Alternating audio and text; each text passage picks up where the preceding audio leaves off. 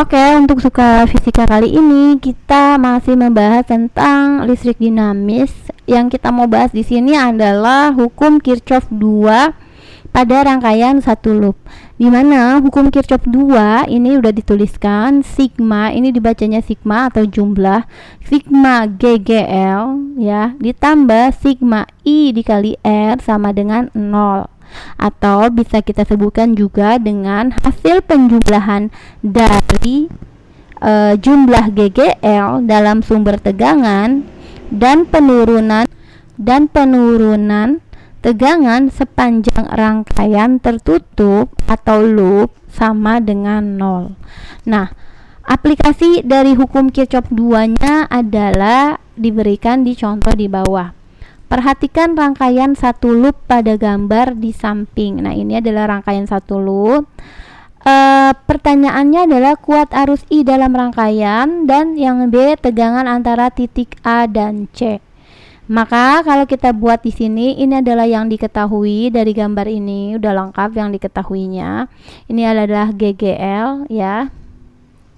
Ini adalah GGL 1, ini adalah misalkan GGL 2 seperti itu. Lalu yang ditanyakan ditulis di sini aja ya. Kuat arus yang mengalir dan tegangan di titik AC. Seperti itu. Maka yang pertama-tama untuk menjawabnya adalah untuk menjawabnya kita buat dulu gambar aliran kita mau lewat mana nih arah loopnya. Jadi aku maunya, misalkan aku mau untuk arusnya dari yang di GGL 1 ini, dari awalnya di sini.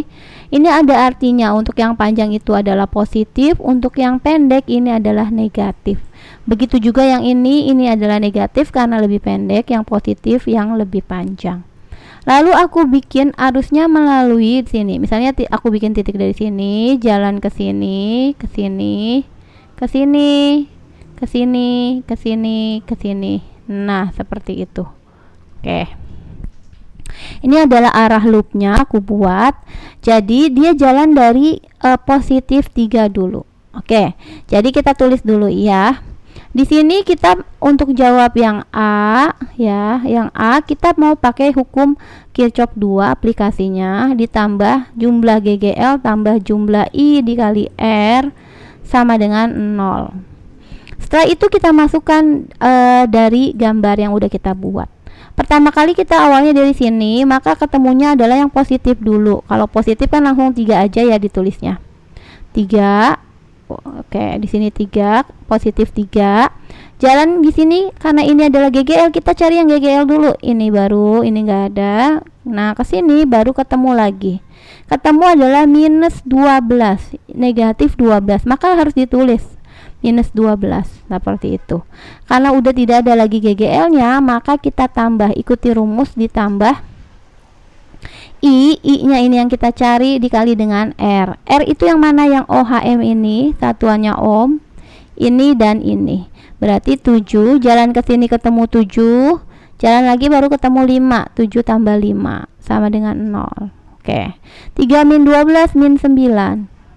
7 tambah 5 12. 12 I sama dengan 0. Maka ini 12I sama dengan 9 pindah ruas ke kanan, jadi positif 9. I sama dengan, tinggal 9 kita bagi 12 aja. 9 dibagi 12 itu kalau kita sederhanakan, ini dibagi 3 dibagi 3, 4, 3/4 jadi 0,75 ampere. Oke, ini udah dapat I-nya ya. Ini adalah I-nya. Sekarang baru kita bisa mencari yang tegangan antara titik AC, jadi VAC. Oke, sekarang kita turunin dulu sedikit.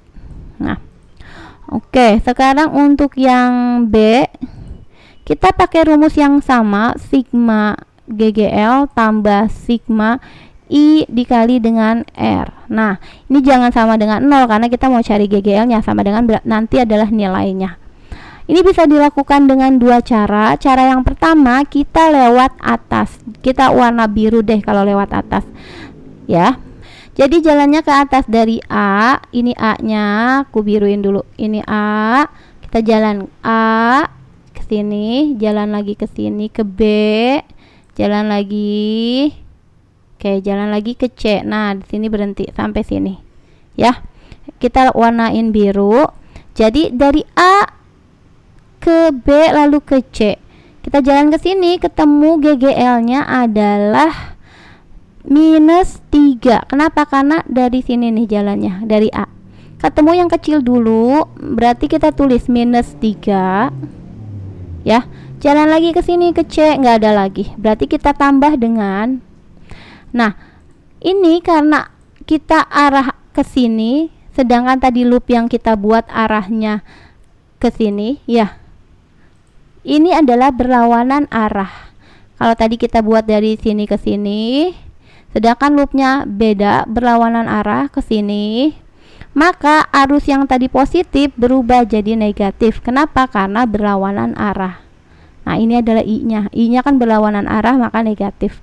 Kalau nanti dapat I-nya negatif, jadi kalau berlawanan arah jadi positif, seperti itu. Ya, ini kita kali dengan R. R-nya dari sini jalan ke sini, ketemunya ini aja 5. Ya, karena sampai di titik C. Jadi A, titik A dan C. Sama dengan -3. -0,75 dikali 5 itu hasilnya adalah -3,75. Ya, ini ditambah deh kalau enggak. Ya, ini masih min. Jadi hasilnya sama dengan -6,75 volt. Ada alternatif kedua, kita bukan berlawanan atau bukan ke atas, tapi kita mengikuti arusnya, mengikuti loopnya boleh. Kita warnain adalah hijau, dari A jalan ke sini. Nah, ini searah kan? Nah, seperti ini searah dengan loop yang kita buat. Jadi nanti arusnya ya sama dengan arus yang kita dapatkan, positif. Oke, kita jalan lagi ke sini, ya ini ke sini. Nah, ini ke sini. Nah, seperti itu. Ya, sebentar, ini agak berantakan ya. Oke, ini jalan lagi ke sini. Nah, seperti ini. Jalan lagi ke sini sampai menuju C. Nah, seperti ini. Oke. Nah, sekarang sigma GGL ditambah sigma I dikali R sama dengan berapa? Oke, dari A kita jalan ke sini belum ketemu GGL, ke E ya. Dari E kita jalan ke D, belum ada GGL. Dari D ke C, nah ini baru ketemu GGL. GGL-nya itu ketemu yang kecil dulu, berarti negatif ya. Ini negatif nih tandanya karena kecil dulu. Kalau yang lebih panjang kan positif. Nah, berarti negatif 12. Kita tulis negatif 12. Ditambah ya, karena nggak ada lagi GGL-nya karena sampai C. I-nya karena kita searah nih. Ini kan loopnya tadi yang kita buat yang warna merah. Karena yang hijau juga searah, maka dia tetap positif karena searah dengan loop yang kita buat, searah dengan arus I-nya. Dikali dengan R, R-nya yang ini yang 7.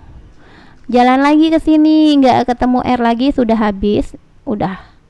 Maka -12 ditambah 0,75 dikali 7. Ini hasilnya adalah 5,25 sama dengan ya.